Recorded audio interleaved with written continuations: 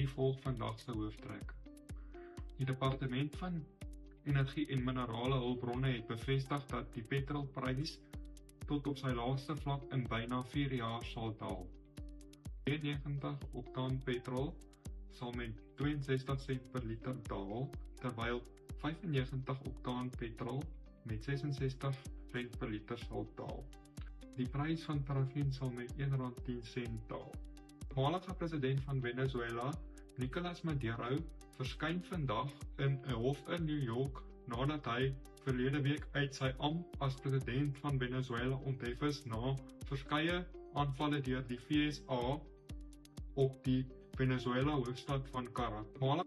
Die soektog na 3 vermiste swemmers wat by Paddington Hoofstrand in Durban vermis geraak het, duur voort.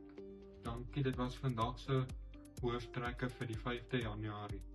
Ek hoop julle het 'n geseënde dag verder. Sien julle môre.